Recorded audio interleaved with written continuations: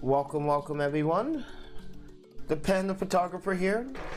And sit back and I'm going to show you a couple of photos that I have taken for a birthday party this past weekend. And I stood up to edit these photos into Sunday afternoon. So hopefully you guys enjoy the show. But if you're new to this channel, just subscribe. Hit the like button if you like what you see. But please do share your thoughts in the live chat. I really appreciate it. Or if you're watching this after the live chat, leave your comments down below. Let me know what you guys think about the photos. So I'm going to let you guys know beforehand that I did use some Godox flashes. Those are the V860 Mark IIs for Sony. I did use two Godox TT600s in slave mode, manual mode. So yes, they were in manual mode and slave mode, meaning that my Godox V860 Mark II was on top of my camera in the shoe mount, which the slave flashes, the TT600s, are optical responding to the flash of the V860 Mark II. So they're not essentially in TTL or in high-speed mode. They are just in optical mode, in slave mode. So when they see the flash from the other flash bounce off, it flashes. So, but with that said, let's get the show started. And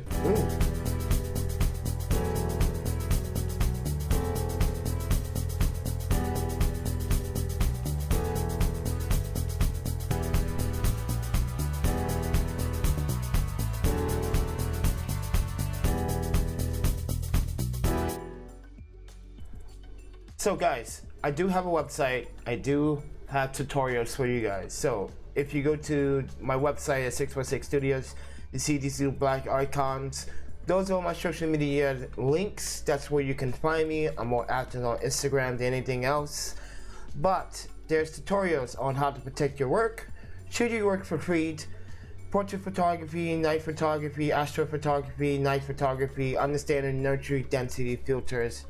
But with that said, I do want to let you guys also know that I use the Sigma 18-35, the Sony A77 Mark II.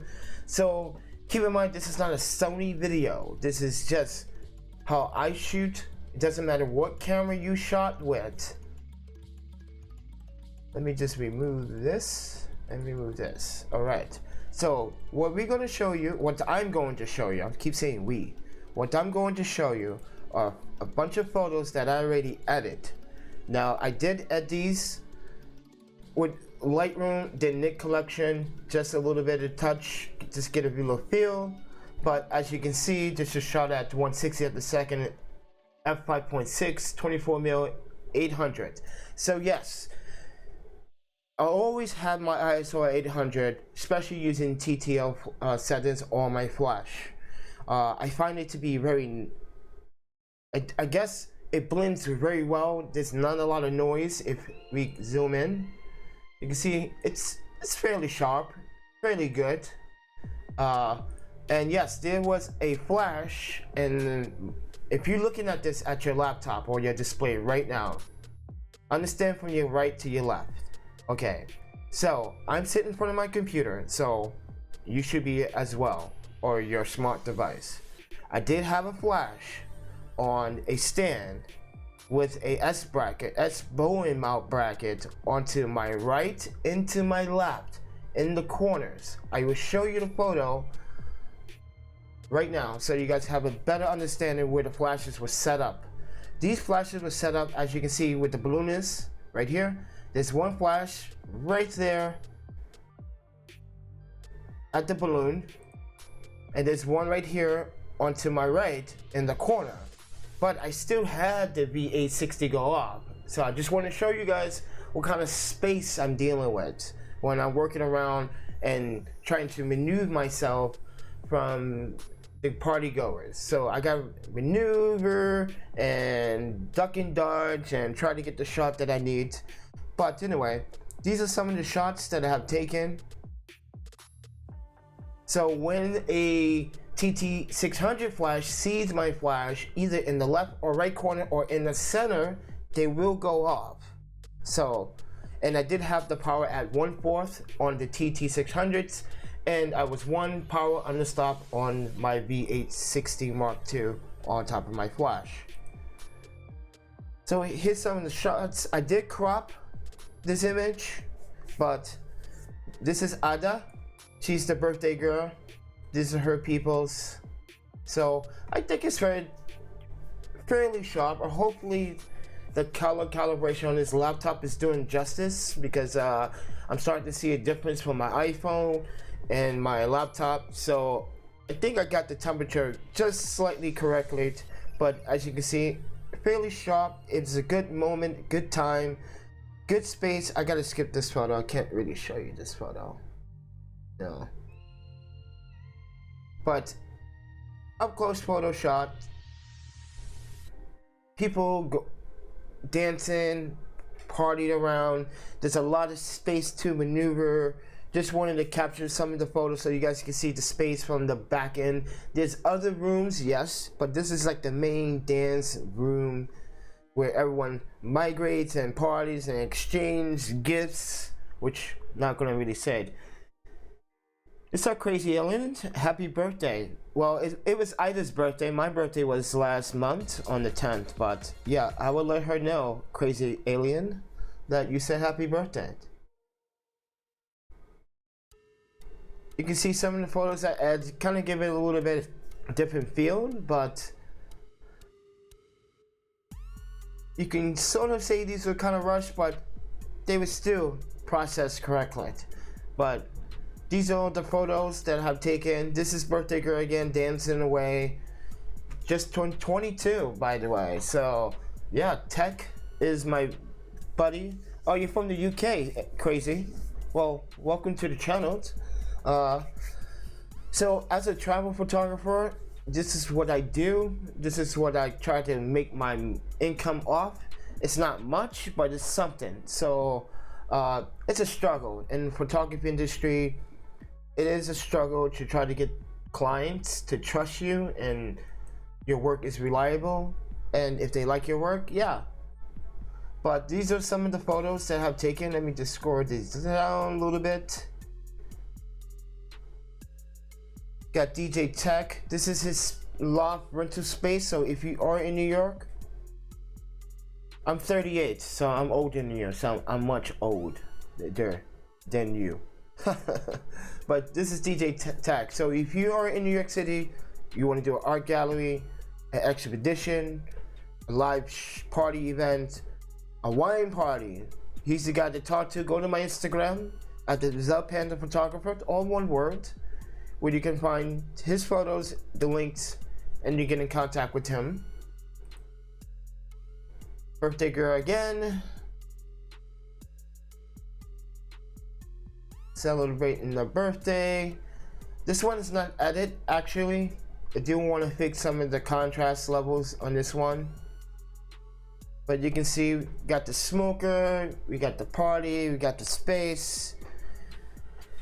And if you guys be so kind to hit that like button, really do appreciate it. Getting people party. It was pretty wild party.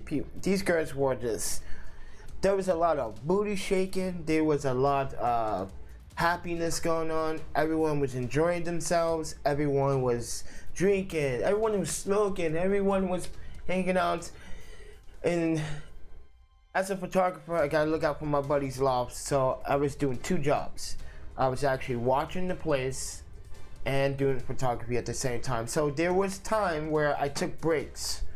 I took maybe like 20-minute break here and a 15-minute break there, just to make sure no one's going into other people's belongings, not knowing that, don't know, some people might just do some things at these parties. It happens, but turns out to be a great party. It was pretty amazing. Announcements, parties. So all this is shot with the Sigma 18-35.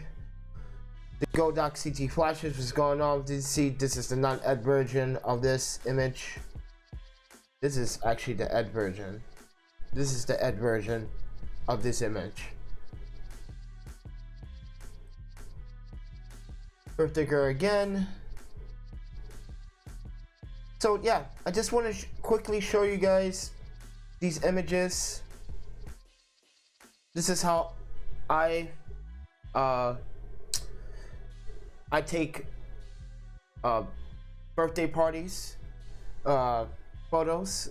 Sometimes I switch it up. Sometimes I will use high-speed sync just to get the mood if I want to do like low-key light shot-ins.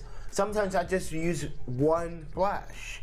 But in this scenario, I knew I was going to be back and forth on all the areas in the loft. So where I was going to be most likely be 80% was that dance floor. So I set the flashes up there where people are actually talking, migrating, dancing at one part, stuff like that. So I was behind the DJ booth to get some nice, gorgeous shots, which I'm gonna show you, like right there. Just some gorgeous shots there. You can see the flash in the background. You can see that it went off, and you can see the flash on the left side of the screen also went off, and the main flash, which was the Godox V860 Mark II. Party girl switch outfits, getting the booty on, booty shaking. This guy was like, oh, should I dance with these girls or should I drink this beer? Been eating up, drinking the beer, not dancing with the girls. Wrong move, buddy. Wrong move. But yeah, so this is DJ Kindut. This is DJ Tech. This is some of the homies that came through. Show support, which is great. Close out, a little grainy, but you know the client's not going to be too worried about grain noise. She's not a pixel peeper. And yeah, these are the final images we taken. If you guys have any questions about any other photos I have taken, I have a list of videos on why I use speedlights more than strobes. Yes, I am experienced in strobes. That's why I pretty much take my high-speed strobeness or strobiness skills and, you know, blend them together with speedlights. I think it works well with speedlights. I believe that if you master light, natural and flash photography, you can understand how to take portraits, landscape photos, or using flash with micro photography, by the way. So I said landscapes, I meant portrait photography, sorry. But yeah, sometimes I do micro photography with speedlights. I know it's kind of like, wow, that's too much gear. Why don't you just buy a micro flash? And I did have a micro flash, but sometimes micro flashes for me just don't do it. But that's just me. That's just my opinion. But with that said, everyone, if you like the content, please hit the subscribe button. Thank you for watching, Crazy Alien. Thank you, everyone that's watched this video.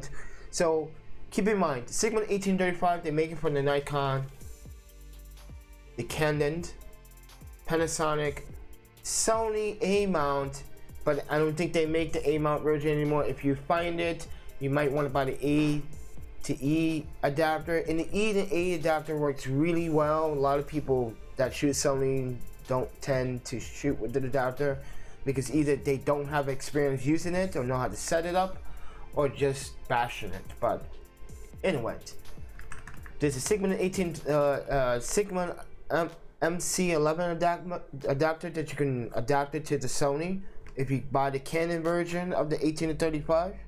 But it's a great lens. I'm not pushing and I'm not promoting. This video is not sponsored by Sigma. It's just that this is my go-to lens. It works really well. It just came back from repaired because it got drenched in some really heavy downpours back in Madison, Wisconsin in August. So yes, it's a durable lens, and I took it out in the weather before I never had problems, but this was a really downpour weather. It rained consistently, downpour for at least 3 hours, and there's a lot of floods going on in Madison, Wisconsin, and to this day. So that's how bad it was. So with that said, everyone, the lens has survived a lot of beatings, but it's a great lens for APS-C. I do recommend it. But any lens that is 17 to 35 or 17 to 30, any zoom lens is great, but this has the aperture of f1.8. That's what makes it so special. But with that said, everyone, thank you for watching. Subscribe, share, like, and if you guys want to contribute to this content, there is a PayPal donation link down in the comments down below. I appreciate it. With that said, I see you guys in the next video. Peace.